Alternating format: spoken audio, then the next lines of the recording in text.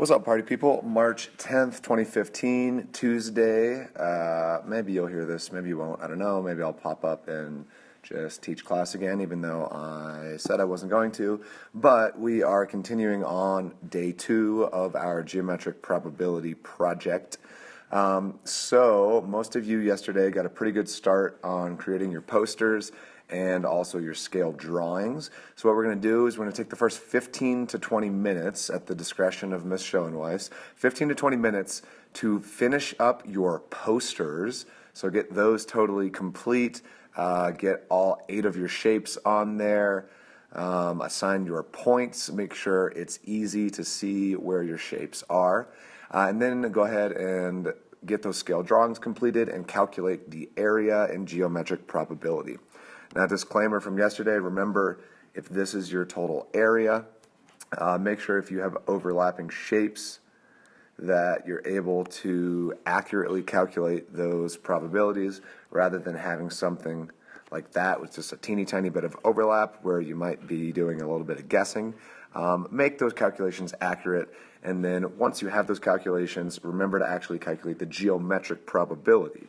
So say the area of this rectangle right there dashed in is I don't know, 5 units squared, and say this whole big area is, say, 50 units squared. I can't write, whatever, pretend that says unit squared. Then to calculate that geometric probability, we would just get 5 over 50, which you should write as a percent, which is 10%. Your probabilities will most likely not be that clean, but the idea is the same. The area of the shape you want divided by the area of the entire board. So 15-20 minutes to finish that up, and then at that point, go ahead and hang up the boards, and then we're going to be actually playing the target games and calculating the experimental probabilities. Now what that means is you will throw the ball at your target, each member of your group. It explains it on the sheet. You should be on page 2 of your worksheet now. But each group member is going to throw their ball 30 times. And the idea then is, again, say this is your target. You want to have like a different section for your tallies. So say you throw a ball and you hit the tiny square one time, we'll put a tally there. Then next time you hit the circle with the square inside of it, so put a tally there. And then next time you hit the large shaded rectangle, you put a tally there.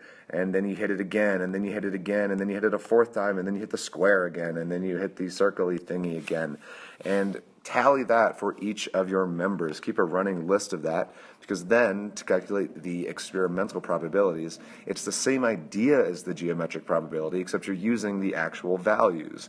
So for example, total here, I have, it looks like 8 total throws. So then the experimental probability of that rectangle piece would be 4 out of 8, compared to the experimental probability of that little square would be 2 out of 8, and then the circle without the square also 2 out of 8. So the idea is you're calculating these experimental probabilities, and then you're comparing them to the geometric probabilities, and then you have a few questions to answer at the end.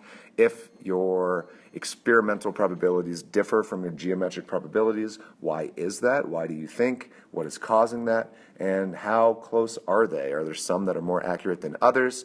So that's going to be the day. Miss Salem has Nerf balls that someone should go get from her. She also has those containers of protractors, compasses, rulers, and some tape in there. So somebody should go over there and grab all of that from her and get going. Have fun. This worksheet is due on Wednesday, block day, as well as the front side of that worksheet given to you on Friday. The geometric probability with the coordinate geometry there, that was given to you on Friday. There's some on the front table still, but both of those items will be due on Wednesday, when we will start our review for our test on Friday. So that is pretty much it. Have fun, be nice to Ms. Schoenweiss, and I will see you all on Wednesday.